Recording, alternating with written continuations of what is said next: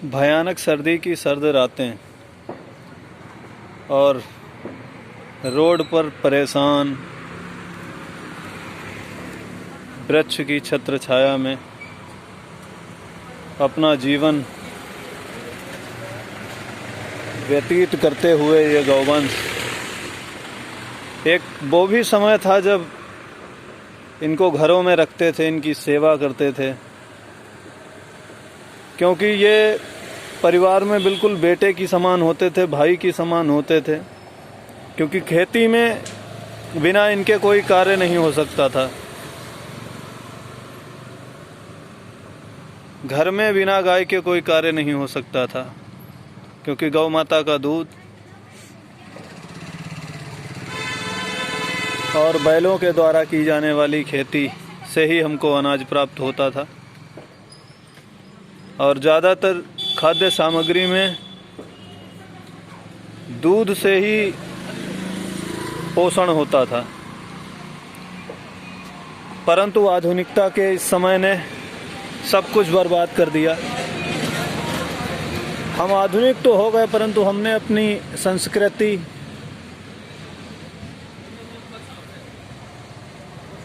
अपने पिछले समय के साथियों को इस बुरे हाल पर छोड़ दिया है मरने के लिए।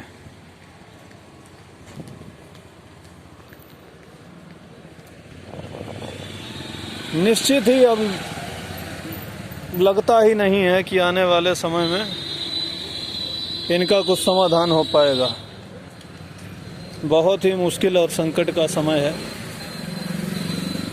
क्योंकि जिस किसान के ये साथी हुआ करते थे वही किसान इस समय लाठियों से पीट पीट कर इनको मार रहा है, इनको निकाल रहा है।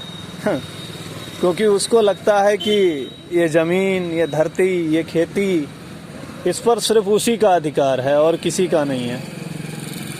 इन बेजुबानों की इतनी भयंकर दुर्दशा है। सरकार के अथक प्रयासों के बाद भी, गौशालाएं बनाने के बाद भी गौशालाओं में भारी अव्यवस्था, अनियमितता और हजारों करोड़ रुपए का बजट खर्च करने के बाद भी ये गौवंश रोड पर, खेतों में भटकने, मरने को मजबूर है।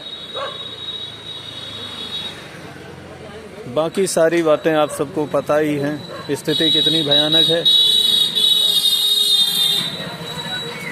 मनुष्य तो अपनी तरफ से कोई कसर नहीं छोड़ रहा है इनको मारने की, परंतु बिना ईश्वर की इच्छा से कुछ नहीं होता। देखिए आगे क्या हो। उम्मीद है, ईश्वर से कामना है कि अच्छा समय जरूर इनका भी आएगा। सिर्फ हमारे लिए नारों में और कहने के लिए ही माता नहीं रहेंगी, माता का संपूर्ण दर्जा भी इनको दिया जाएगा अगर हमारा सभी हिंदू समाज जागृत रहे और इनको बचाने के लिए थोड़ा प्रयास अवश्य करे, या जो प्रयास कर रहे हैं उनका सहयोग करें। जय गौ माता।